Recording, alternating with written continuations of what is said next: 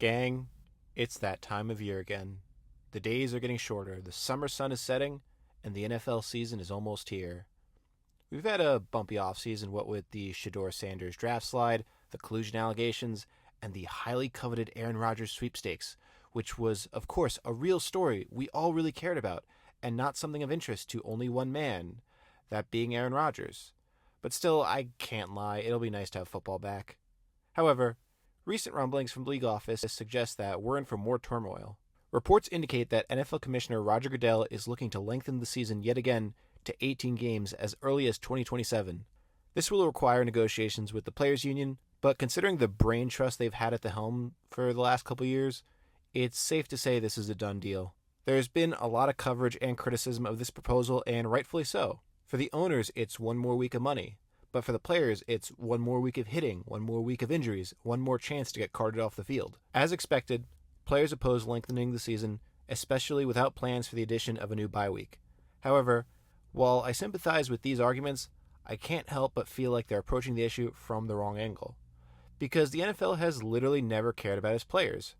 It's the most dangerous league we have, and also the only one that doesn't guarantee contracts or lifetime health benefits. You're not going to convince a bunch of billionaires by tugging on heartstrings that they don't have. If there's a slight chance that we're going to convince the owners to abandon their plan, we need to go after the one thing they care about, their bottom line. Because I'd argue that further expansion of the NFL calendar would have a net negative on the Shield's business. Here's why. I know this sounds ridiculous. This is 16 more games that the league can sell to broadcasters. It's one more week of content for NFL podcasters and creators. And it makes the league relevant for one more week in February when the NFL tends to cede power to the NBA.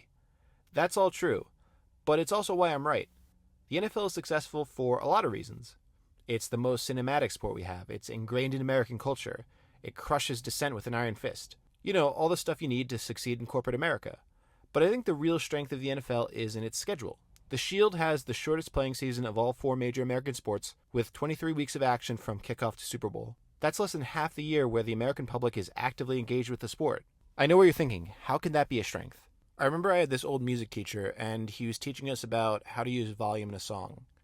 Basically, it almost never makes sense to be all loud or all quiet for a song. If you only play loud, then loud doesn't mean anything. The quiet parts need to be there to make the loud parts feel louder. And so you need that contrast to give a song depth, and it doesn't just feel like you're playing the same stuff all the time. The loud parts like the opening and the close have to feel important. But if everything's important, none of it is. And the same is true of the NFL. From March to August, we have 6 straight months of 0 games. Obviously, you have events like the Combine, the start of free agency, and the draft to keep us occupied, but it's still a long time with not much happening. By the time guys start reporting for OTAs, we are begging for football to return. And because of that, you kind of have to watch the NFL while it's on. The league is on 3 nights a week and owns those nights. In recent years, TNT has moved their typical Thursday night NBA doubleheaders to Friday in order to avoid clashing with the worst night of football we have. So if that's the case, if the NFL has all the power and has other leagues on the run, what's the issue? To explain that, I want you to check out this XKCD comic. It's about how our sports conversations are so dictated by this schedule, and also a joke about how much the rest of the world really loves football. Anyway, I think this is actually a really interesting way to think about how various leagues compete with one another. Basically, how many months or even individual weeks or weekends can a sport dominate?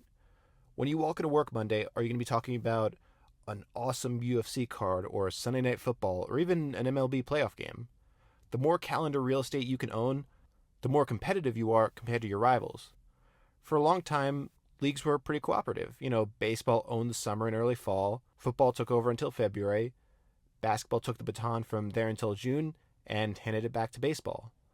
Obviously, seasons overlap. Individual events like a big boxing pay-per-view or WrestleMania might take center stage for a weekend, but for the most part, each sport got its time in the spotlight. Now things are different. The NFL is trying to take Christmas from the NBA. The NBA wants to stay relevant well into the summer via free agency and summer league. Even something as goofy as NFL schedule release day has become a holiday of sorts, drawing national attention towards the Shield and away from the rest. So if that's the case, why is expanding the schedule such an issue? Doesn't this just give the NFL another week where they matter more than the NBA? Well, yes, but again, the power of the NFL is scarcity. The reason you can skip most of the MLB or NBA regular seasons is because they have these overspread regular seasons with games every night for north of half a year. The NFL is tighter on 3 fixed nights and a significantly shorter season. As a result, individual games matter more and every matchup feels mandatory.